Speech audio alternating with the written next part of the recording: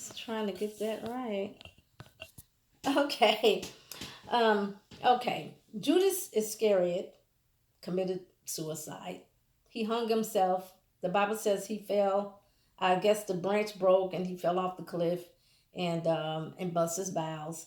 And it was meant, even though he was part of the disciples, it was meant for him to be born to fulfill God's purpose. And the reason why I know and we know that he didn't go to heaven because Jesus said it would have been good if he was never born.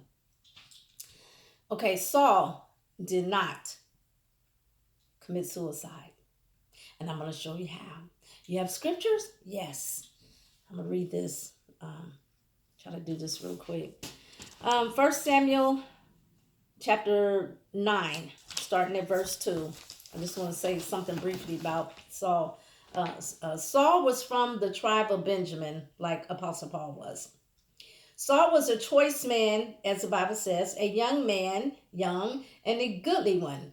There was not among the children of Israel goodlier, as the Bible says, person than he. From his shoulders upward, he was higher than any other people. And I saw a guy built like that. What it is, if you take four men standing next to each other and all of their hips or the waist is even, but what their back, the guy's back was long, and so it made his from his shoulder up that made him taller than he just. I don't want to say built funny, it just built different, and so in those days, when you come before a prophet, um, so Saul was on his way and his servant to see Samuel because they wanted to hear a word from him, like which direction should they go. So now the Lord told Samuel in his ear a day before Saul came, saying, tomorrow, about this time, I will send thee a man out of the land of Benjamin, and thou shalt anoint him to be captain over my people, out of the hand of the Philistine. For I have looked upon my people, because their cry is come before me. He shall reign over my people.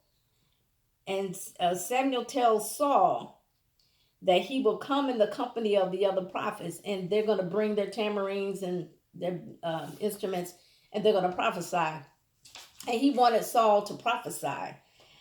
And this is what Samuel says to Saul, the Spirit of the Lord will come upon thee, and thou shalt prophesy with them, and shall be turned into another man, for God is with thee.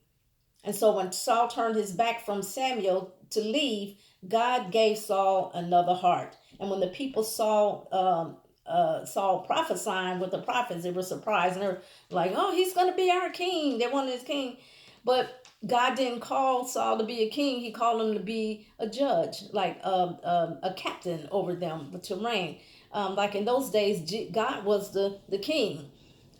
Just like in the book of Judges, God chose judges to be over the people. And there was one judge that her name was Deborah, and she was also a prophetess, and she stood in the gap, like as God spoke with Moses to tell the people. She spoke to the people what God gave her for them. Okay, I want to read real quick, and then I am done. Okay, this is 1 Samuel chapter 31, verse 2 to 4. And the Philistines followed hard upon Saul and upon his sons. And the Philistines slew Jonathan and Abinadab and Malchishua, Saul's son. And what had happened before, that day before the death, Samuel had got old and he died, and there was a person using sorcery to call up Samuel, because even though Saul was the king, he was killing all the sorcerers, but he really was desperate because he didn't hear from God, and God talks to prophets, but he wasn't talking to him anymore because he disobeyed a commandment where before Samuel died, he told him to wait here until I go and get word for what we want to do. But I guess Saul thought it was too long, and he decided to do what he wanted to do and didn't consult God. And so he told him he did a foolish. Samuel told him he did a foolish thing, and because of the disobedient, this is what happened. He since he couldn't hear from God, he went to the sorcerer, and he told her, I'm not going to kill you." Okay, and the battle went so hard against Saul, and the archers hit him, and he was wounded. It says sore wounded of the archers. So he was dying. He was dying. He was going to die, because Samuel had said, because of the disobedient, you would die. You would die, and your sons would die, and you will be with me. Was Samuel in hell? Nope. He was not in hell. And so it happened. Then said Saul unto his armor bearer, "Since I'm wounded, the archers got me. I'm good and dead. And it was been prophesied I'm a dead. Draw your sword to finish me off, because I'm like suffering.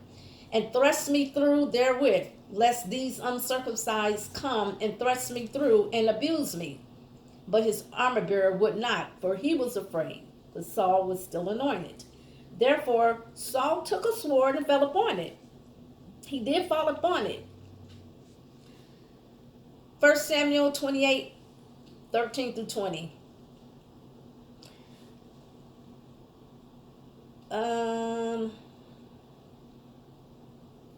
And the king said unto her, okay, wait a minute. Okay, that's when I'm sorry, that's when Paul, I keep saying Paul because Saul was turned to Paul in the New Testament. When this sorcerer lady called up Samuel out of his grave, Samuel asked Saul, "Why did you disquiet me? Like, why did you disturb me?" And so Saul said, "What do you see?" She said, "I see gods ascending, and these gods are angels, that probably transporting him back forth." But Samuel told Saul that he was going to die, and that you were going to die and be with me.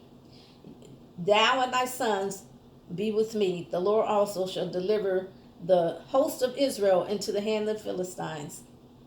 And Saul fell straightway all along the earth, and was sore afraid because of the words of Samuel, and there was no strength in him, for he had eaten no bread all the day or the night. And he wasn't going to eat it, but they forced him to eat. And it came even, and this is verse 2 to 14, 2 Samuel, chapter 1, verse 2 to 14. It came to pass on the third day that, behold, a man came out of the camp from Saul with his clothes rent. He was in that war. And earth upon his head.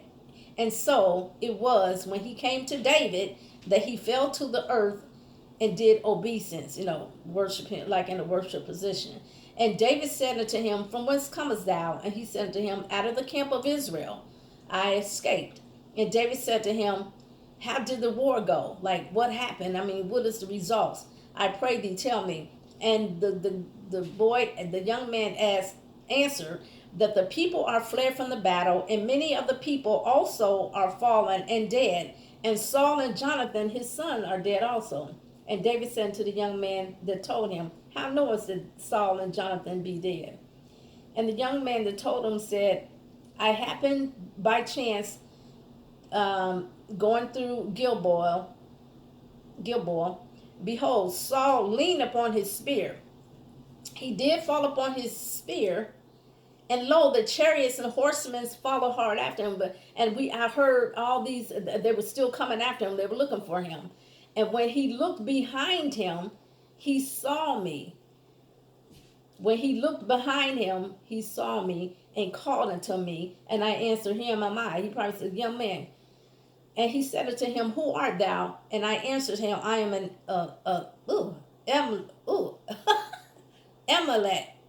Amalekite. Amalekite." And he said unto me again, "Stand, I pray thee, upon me, and slay me. For anguish is come upon me, because my life is yet whole in me." So I stood upon him and slew him because I was sure that he could not live after that he was fallen, which was true. He was going to die anyway. And I took the crown that was on his head and the bracelet that was on his arm and have brought them hither unto you, unto that Lord. So that's when David rent his clothes and everything. They cried out. And David said unto the young man that told him, whence art thou? And he said, again, I am the son of a stranger, Amalekite. And David said unto him, how wast thou not afraid to stretch forth thine hand to destroy the Lord's anointed? Moses was disobedient and he died. His life was cut short. He didn't make it over to the promised land, but he went to heaven because he and Elijah stood on a mountain in the spirit when with Jesus when Jesus transfigured himself. Because a lot of I had someone that said no, Moses died, and said God took him. I mean, but they couldn't find his body, so he, you know.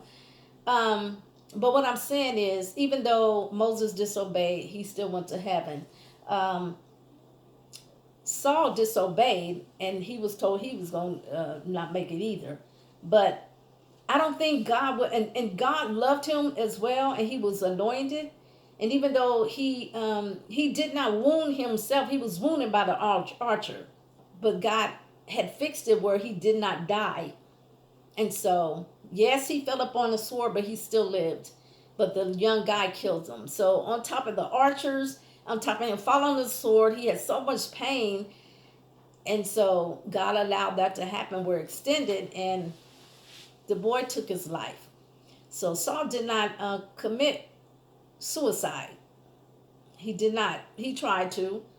But in that case, it happened. God did not allow that to happen, even though that's what he wanted to do. He didn't commit suicide. He just stabbed himself, and basically. But God said he was going to die anyway.